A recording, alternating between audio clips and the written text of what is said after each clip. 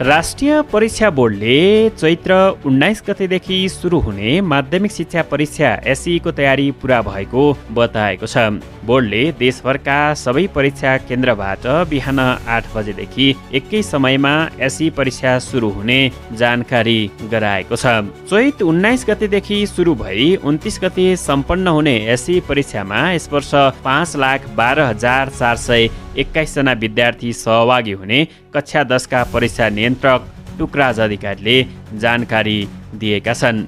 उनका अनुसार तीमध्ये नियमिततर्फ 4,41,566 जना र ग्रेड वृद्धितर्फ 70,855 जनाले परीक्षा दिनेछन्। परीक्षा दिनेमा छात्राको संख्या धेरै रहेको छ। यस वर्ष 2,57,613 छात्रा, 2,54,801 छात्र र अन्य 7 जना परीक्षामा सहभागी हुने बताइएको छ।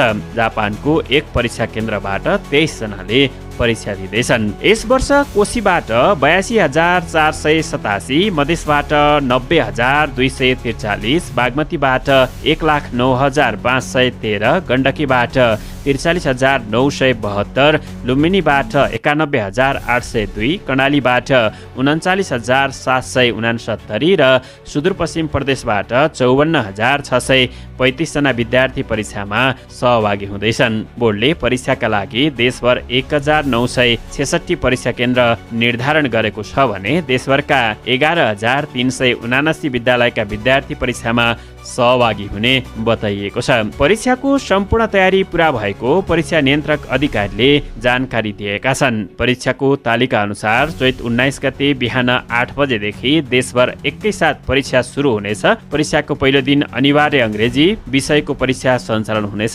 चैत 20 गते अनिवार्य नेपाली, 22 गते अनिवार्य गणित, 23 गते विज्ञान तथा प्रविधि, 24 गते सामाजिक अध्ययन, 25 गते ऐच्छिक प्रथम खण्डका सबै विषय, 26 गते ऐच्छिक द्वितीय खण्डका सबै विषय र चैत 27, 28 र 29 गते प्राविधिक धारका बाँकी विषयहरूको परीक्षा सञ्चालन हुने परीक्षा नियन्त्रक अधिकारीले जानकारी दिए। बोर्डले यस वर्ष एसई परीक्षाको सामूहिक अनुगमनमा रोक लगाएको छ। परीक्षा केन्द्र अनुगमनको नाममा विभिन्न सङ्घ सङ्गठनका प्रतिनिधि हलमा प्रवेश गर्दा परीक्षा दिइरहेका परीक्षार्थीहरूको लेखन कार्यमा अवरोध पुगेको गुनासो आएपछि बोर्डले सामूहिक अनुगमनमा रोक लगाएको परीक्षा नियन्त्रक अधिकारीले बताएका छन्। अनुगमनका लागि प्रत्येक जिल्लामा प्रमुख जिल्ला अधिकारीको संयोजकत्वमा गठन गरिएको जिल्ला परीक्षा समन्वय समितिका आधिकारिक प्रतिनिधिबाट परीक्षा केन्द्रको बाहिर मात्र अनुगमन गर्ने बोर्डले निर्णय गरेको छ।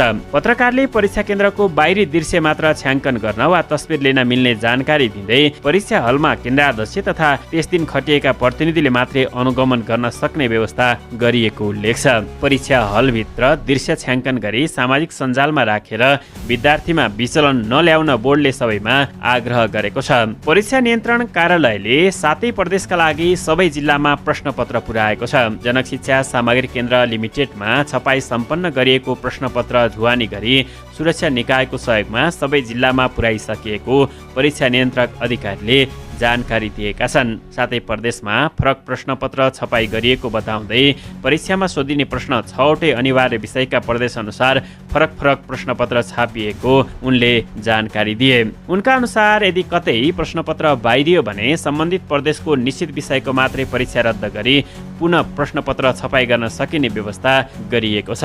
परीक्षा केन्द्रमा जिल्ला परीक्षा समितिले तय गरे अनुसार आवश्यकताको आधारमा सुरक्षाकर्मी परिचालन हुनेछन्। यद्यपि प्रत्येक केन्द्रमा 15 जना प्रहरी, 1 केन्द्राध्यक्ष, 1 सहायक केन्द्राध्यक्ष, 20 जना परीक्षार्थी बराबर 1 निरीक्षक, 100 परीक्षार्थी बराबर 1 कार्यालय सहयोगी र अन्य 2 कर्मचारीको व्यवस्था गरिएको बोर्डले जानकारी दिएको छ।